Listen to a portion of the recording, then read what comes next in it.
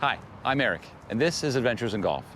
And for this episode, we came to a small island to visit an even smaller town to tell the story of a big golf course with an even bigger sense of Ohana.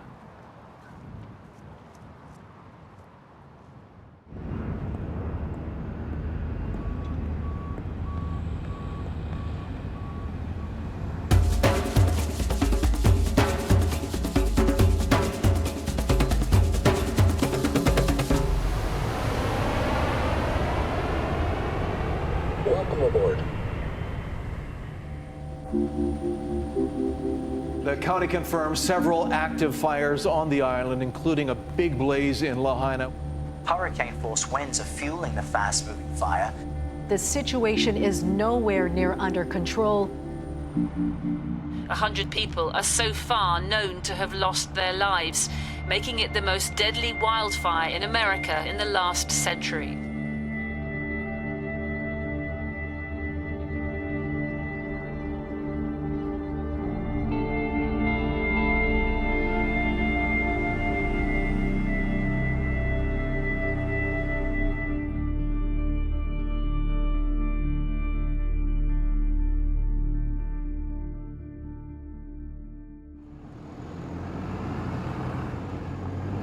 This is my third trip to Maui, and I came here this time not knowing what to expect.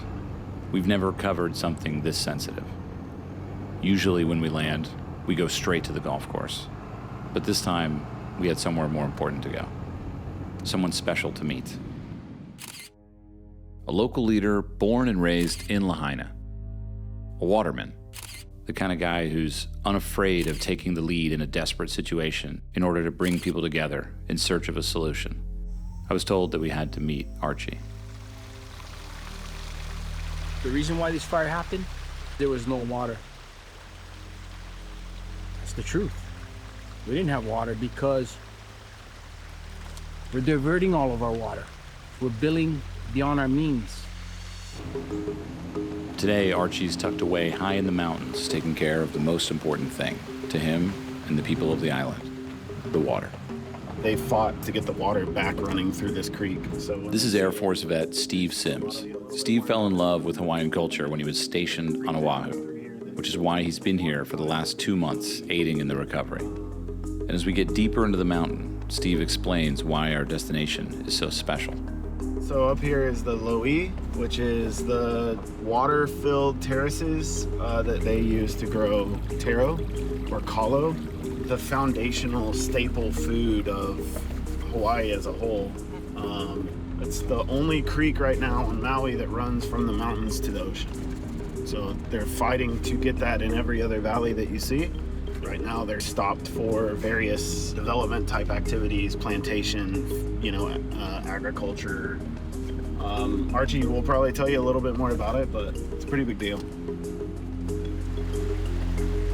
Having driven as far as we can, we make the rest of the way on foot.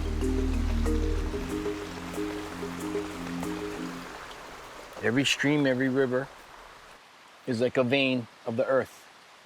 And when we cut the water off from that vein, we kill that part of the earth. It's happening all over the world. Yeah. We got to figure out a way to put it all back, live within our means, live within the resources that are available, but more importantly, maintain and take care of those resources. Yeah. And I think for so long we took it for granted. We took it for granted that it would never run out. It's always there. The mountains are always green. And then this happens, and we realize more and more every day how valuable water has become. Yeah. This is our family taro patch that we've been taking care of for the last couple hundred years. This is wetland taro. It's really hard to grow. It takes a long time, but the quality is really good. Yeah. Because of the water. Here on West Maui, the water system relies on groundwater pumped from wells and surface water, like this stream. A stream that was diverted for a now defunct sugar plantation in 1860, which left stream beds dry for about 130 years. When we fought for this stream and got it back and seen the transformation, this is what it's all about. Yeah. This is how we take care of an island. For all the people that died in this fire, for all the people that are fighting to get back home from this fire, this is what we have to do to get back home. Mauka to Makai, from the mountain to the sea. Based on what we're doing right here with this reclamation, what are your real feelings about golf? Golf? Yeah. Oh, I love golf. My real feelings? I can't afford it. Yeah. But if my friends ask me to go play a round of golf with them, I'll go. Yeah. But I think the water usage on the golf course does bother me. Granted, acres of green grass helps keep our place cool. It holds moisture. That's a plus. But we gotta find better ways to use water to water our golf courses. There's just gotta be a better way moving forward with everything that's happening, not only here, but globally in regards to water. Yeah. His answer surprised me, but it seems that Archie has this holistic view of how the island functions for the visitors, the land, and the locals.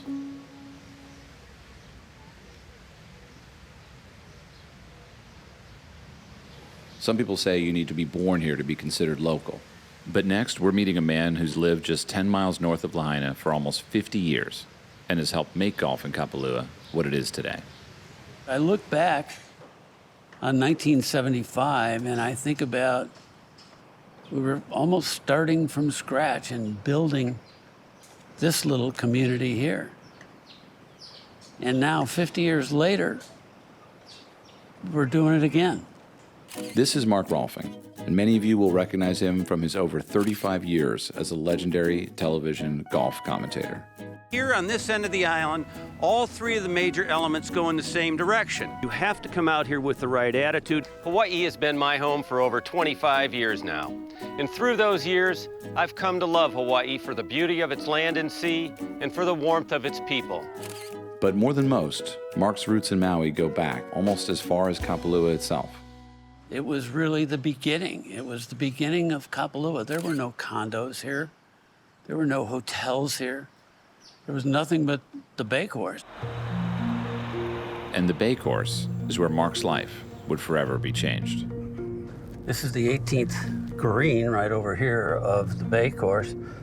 And where you see the golf carts lined up here, that is the first tee. And that was the first tee back in 1975. So the bay course was the first? Bay course was the first. Arnold Palmer and Frank Duane designed it. And you came here for that? I came here right after it had opened. Was stumbling along in a professional golf career that wasn't working, tried to figure out something to do.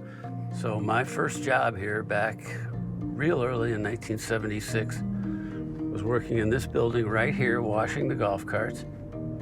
This building... You're 22 years old? 26. 26. This building right over here was the pro shop. So I moved into the pro shop as the assistant pro, which was about a year later. All of these buildings were here back then. And basically, when the resort was built, these structures were utilized for our operation. And over time, a second course was built, the village course, which is no longer here, but the village course was also designed by Arnold Palmer, and that's where I developed the relationship with Arnold. Remember, he came into the little pro shop one day, and he was going to play golf that afternoon on the bay course, and he needed a partner. So he walked into the pro shop. I'd been working there a couple years, I guess. And he said, "Who's the best player in here?" I had not met him at that point. "Who's the best player in here?" And I raised my hand, I said, "Me." And of course, I got an argument from a couple of the other assistant pros that were in there, but Arnold said, "Okay, I'll take you. What's your name?" "My name's Mark." "Okay, how do you do?" Anyway, I happened to play really well that day, and I became his partner for life. And he came out here probably for about 10 years on a pretty regular basis. So he became the mentor to me. My dad died when I was real young. And in some ways, Arnold became the dad to me that I didn't have. And I learned so much from that man. It's pretty amazing. He was the one that kind of got me going into my announcing career then in the mid-'80s, and Off we went. Arnold Palmer, I think about him every day.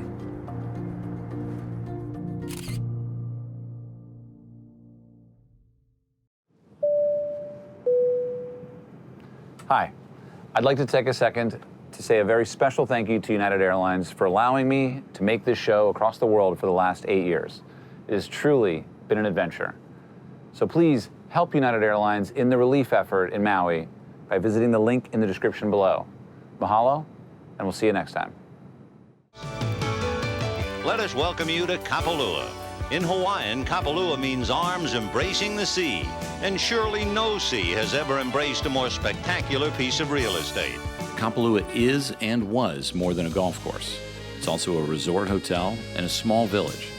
All valuable assets that Mark would use to bring professional golf to Kapalua, once becoming director of marketing. We had started having a postseason tournament on the PGA Tour, and that's really what had put Kapalua on the map. Welcome to the beautiful Bay Course at Kapalua on the island of Maui, Hawaii, for the 3rd annual Isuzu Kapalua International.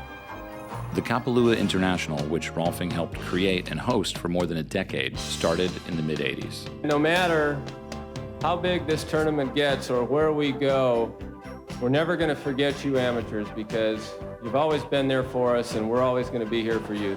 During the same time, Mark and his wife Debbie developed their own television marketing firm, Rolfing Productions, which, along with the tournament, opened Kapalua up to the entire golf universe and crowned Mark and Debbie as ambassadors for Hawaiian golf. The tournament had kind of outgrown the Bay Course and the little village area that we were just in, so Arnold's the one who basically convinced me that we ought to do something like the plantation course. By then, he was kind of moving on from designing courses, and so ultimately we ended up with Bill Coore and Ben Crenshaw, who designed this. But this entire area, as we drive into the plantation now, was nothing but a pineapple field, 450 acres worth. Most modern golf courses are around 100 acres, so 450 is a massive amount of space to build a golf course. On top of that, with the elevation sloping from sea level to its highest point of 500 feet, Kapalua is basically built on the side of a mountain. We needed a facility for a PGA Tour event, and we came here and built the plantation course. The course was the first time Coore and Crenshaw got to design something from the ground up. Years later, Crenshaw would credit Mark as the man who hired them to design the golf course. And with its success, the PGA Tour eventually moved their season-opening event, the Tournament of Champions, now called the Century, to Kapalua in 1999, where it's been held ever since. When it was an unofficial fall PGA Tour event, all they did was come and have fun. We thought changing to become an official money and now a signature event was really going to kind of change the character. Yeah. The personality, and it hasn't. Right. It's a good kind of comfy way to ease into the year. Yeah. Both Kapalua courses were closed immediately following the fires in August. And while they've since reopened, there's been much debate about hosting a PGA Tour event so soon. For me, stubbornly resolute from day one, if not even while it was actually going on. We have to play on Maui, we have to play on the west side, we have to play at the plantation course. This is Max Novena. He's part of the team that had the very difficult decision of what would happen next. Upon reflection, in the immediate aftermath, probably realized I was lacking empathy. The thing that is a very, very basic truth is friends, family, neighbors coming together, taking care of each other. That said, worked really closely with the community and quickly understood that they wanted us here, whether it be the state, the county, the community leaders, the people. As they thought about hosting this first big event on Maui, I think they really trust us to bring it to life. This is about a community. And the community has to have assets that attract people to create economic impact so that they can survive. And so in a way, the plantation course became kind of the symbol of that. Now, in 3 weeks, the 55 best players in the world are going to be here, and NBC is going to be on live, you know, for 16 hours, and it's just going to be a gigantic postcard for coming here. But at the same time, is it about this course and about tourism right now? Not at all. The plantation course, really, the role it's going to play is the gathering place for the community and the rest of the world to see how this community is going to rebuild. Tourism is a part of our economy. But when the people come here, we have to educate them. It's talking about connectivity. Yeah. The names of places and how the names has a meaning. And when they tell you that name and they tell you the meaning and you look and there's that aha moment, you begin to have respect for this place. When you step off of that catamaran, you have a whole different outlook than the person that stepped off being served Mai Tais and felt like a king or queen. Yeah. It's about education. As we've had to rethink look, feel, tone, purpose, we've done a really good job surrounding ourselves with people to educate us, and hopefully in the next 25 days, the culmination of that will be something that people are really proud of and really honors and celebrates the island and its people.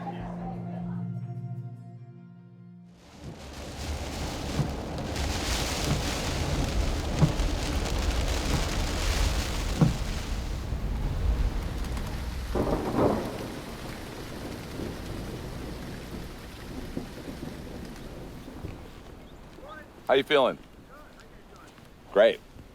We don't get to play back there because of the tournament, so we'll play the black. You would normally play the back tees. A lot of these guys, I mean, these young guys, Landon and these guys Yo, hit the ball. morning. How you doing? Good to see you, Good to dude. see you. I don't really get the ball in the air like these guys do, so. This is head golf pro Michael Castillo. He invited me out to play a few holes on the plantation course with him and his team. It's like a Experience. simulation. Do you ever feel that way? Yeah. Well, I grew up in the islands and this never gets old. It's Yeah. never like you don't realize how amazing it is, right? Yeah. You always still realize it's amazing, so. Yeah. It didn't even look like he hit it. Like he didn't even try. What percentage did you put on that? Like It's like 75. I haven't played in like 5 weeks, so. 5 weeks. Yeah. Did you hit the range this morning? No. See, I Cold like turkey, that. it's how we do it here. I like that. Yeah. God, there's not that many tee shots where you're just like looking at a postcard. Yeah.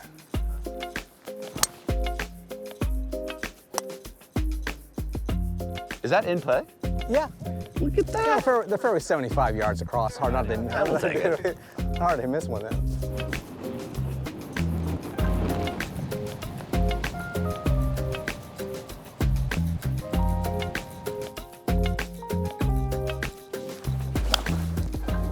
Oh, good swing here.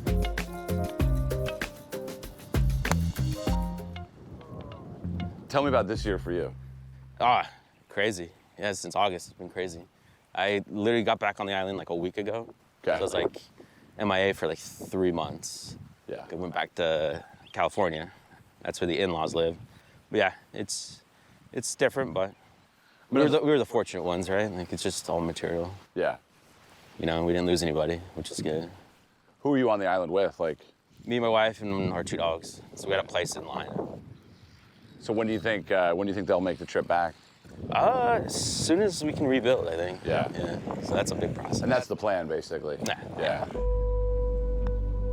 I came to the realization over and over that every last person I meet with on this island is affected by this personally, professionally, and spiritually. And each person had the same exact thought: how can I help? It just became very human experience, as opposed to like a luxury hotel experience, This is Harrison Delgado, Director of Room Operations for the Ritz-Carlton. The first conversation was, where are people going to sleep? Where are people going to eat? How are we going to feed them? How much longer are refrigerators going to last to be able to feed them? How much longer are the lights going to stay on? And those are all very basic questions that we have to ask ourselves while this is going on. But after about 48 hours, we were able to get all of our guests out once we were able to open up the roads for people to leave. So we evacuated the entire hotel by that Friday. And then we pretty much just focused inward. Inward included Harrison himself. Like so many others, he and his wife lost everything that day, but it didn't stop him or the resort from helping as much as they could. That table there was just covered in like pillows and blankets and sheets. And like it was just like a free-for-all. We were just kind of like, take what you need. If you need it for long-term, take it. I mean, there was like babies sleeping up against the wall. There was like 6 people on 2 rollaways like in the corner. I haven't really thought about it, sorry, since then, but it was like to walk in here, you know, there's people sleeping on this couch, people sleeping in these chairs. The hardest thing was like to tell people like, I don't have any more rooms. We had about 150 ladies and gentlemen staying here in the hotel, whether they lost their house or couldn't return to their house because it was nearby the burn area. You know, housekeeping alone lost 38% of them lost their homes, and that's one of our biggest departments. So I mean, it was intense, but we were very lucky to have this resource, you know, for all of us. And the resort continues to reconfigure resources across Kapalua. The last time I saw this driving range, it was filled with the world's best golfers. They were all warming up to win millions of dollars. But tonight, it serves the community in a time of need. A lot of people lost homes. They lost activities, all the fun place to go, and the kids are suffering. The pressures were building, and we thought that they need somewhere to go. We had the space, right? So we can do night golf right here. We can bring in all the vendors that help us throughout the years, and then they really put together a good event, and then for the kids. So it wasn't meant to be a community space, but now, I mean, what we can turn into, this is great. You feel a sense of kind of like it's not like people are here to party. People are here to like get together. And like there's no purpose other than just, hey, it's Saturday night. You know, let's be together and just watch the sun go down. We used to think that golf was a game for stuffy old dudes with Argyle pants, or that golf courses were just a great place to make out. But over the years, we found that golf is actually an adventure, whether you play in your backyard or thousands of miles away. So when we set out to make a club, we didn't look around at what everyone else was doing. We made it for us, for everyone. Join Random Golf Club for events, tournaments, and golf course benefits in your area.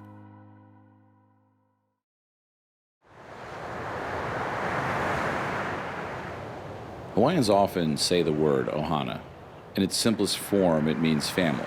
But since we've been here, I'm understanding that it goes much deeper. It's about creating loving relationships and a sense of care and devotion to everyone around you.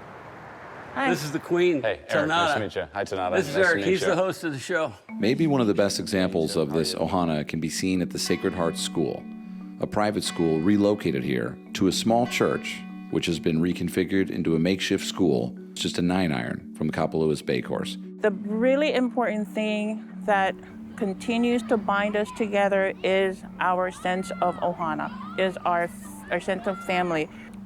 Bringing the school community together and trying to get it going out here was the most important thing for them, because it'll be the one constant in their life. Everything else continues to shift and change and be fluid, but the school is always there for them. Tanada's commitment to her students became evident when just 3 weeks after the fire, her school reopened at this location. We had to open this up. That was just a wall that went all the way through. At first, it was on the church's 2 outdoor patios, and then in several tents erected around the property. As you can see, we power things up with power battery packs that allows us to get our light and our electronics on. The last piece of the puzzle for Tanada was the dedicated group of teachers and staff that continue to provide the stability the children need to heal. So out of our 30 staff members, we have about 17 faculty, and about 12 have lost everything. Second grade, can you guys say aloha to our guests? Say aloha. Aloha. Aloha. That includes second grade teacher Ms. Courtney, whose 4th year at the school is one that many would shy away from. So you've had like multiple points of like, I could leave. Definitely. I mean, when not having a house, we were staying at a friend of a friend's place in Kihei, and then one of my students' parents actually found us a spot to stay in Kahana in order to keep their daughter's teacher around, basically. And then I stayed there for a month, and then it wasn't until October that one of my old students' families actually reached out to me and said that they had an Ohana on the property that they live on, and that it was open, and that if I wanted to live there, I could. And so basically, the school community has kept me here, like, time and time again. This school is much more focused on Ohana. It's more focused on the family aspect of it, and I think because it's so small, and because our faculty is so small, there's just different connections that you can build with your students and with the people around you that I think is really unique and really beautiful. So Tanada has actually been pretty proactive when it comes to golf, and they now have on Tuesday and Thursday afternoons at 2 o'clock golf. Okay. About 30 kids each day. Oh, that's great. Yeah. For some of the children, they want to go both days because they feel like this is something, golf is what they love to do now. So hopefully it sticks and it becomes a sport that they are interested in, you know, playing. So what we got is a little mini golf game. If they make it in more than 3 putts in each hole, they have to go to one of these little stations here where we got 2-footers, 3-footers, and 4-footers. Okay. So you gotta make a putt from each of those lengths to go back to the mini golf. Okay. So puts a little pressure on them, gets them to focus in on the putts more and take their time. It's so interesting because, like, this is not commonly seen at a resort course, at a PGA Tour resort course. Like, is this kind of surprising for you? It is and it isn't. Kapalua is a big part of the community here on Maui, and after all the fires, we are just so pumped that we're able to do something like this just to give back to the community, and we're happy all the kids are having fun with golf too. Yeah. So.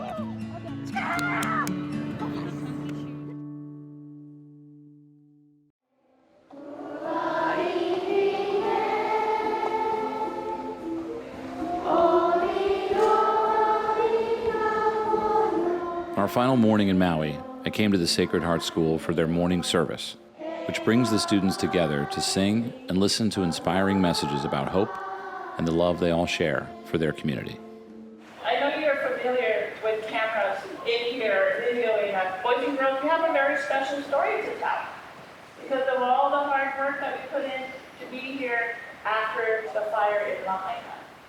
And it's going to take us a while to get back to our school in Lahaina, but meanwhile, let's enjoy the adventure and the journey here at the Mission Church. Being a small school, there's a small school dynamic that goes with it, and we're kind of known for our Ohana, more of a family relationship amongst each other, because no one should be going through this alone. We miss our home, and we can't wait to go back, although we know it will take a very long time. As long as we continue to, you know, come together and support each other this way, while we're making our journey back, I think we're gonna be okay.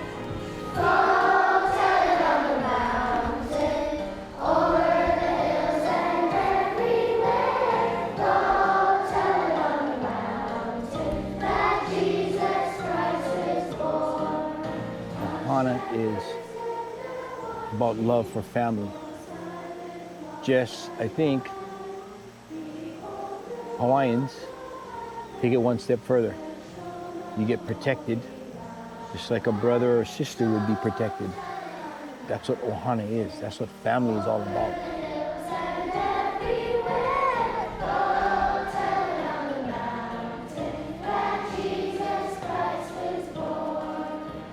It was truly like this sense of community in like its rawest and purest form. And well before any sort of like government intervention was even here, people were taking care of each other. And that just goes to show like the strength of what Lahaina is and like what that community means to so many people. This has to be one community, and we're showing right now that it is one community. We can't sort of separate it again and make it segmented. The issues that had been pushed to the back burner for so long on this island now have to be addressed. That's a really good thing because they needed to be. And that's something that, you know, is going to be a part of me probably for the rest of my life. And everybody say aloha.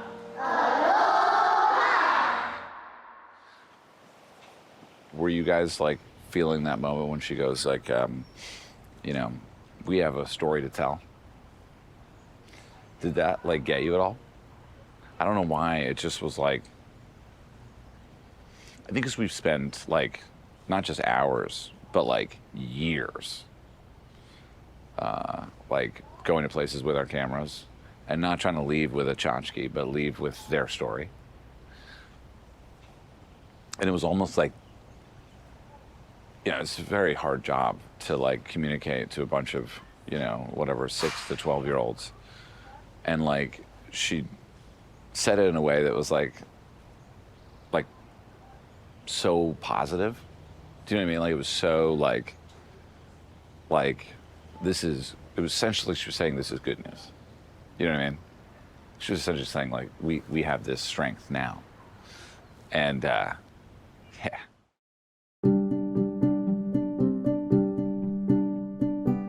When you travel, think about the people who live where you're visiting and what they do every day to make it the place that you chose to visit. When you get off the plane, think about what's going on with the people that live there. Ask them about their lives. Ask them what life is like there.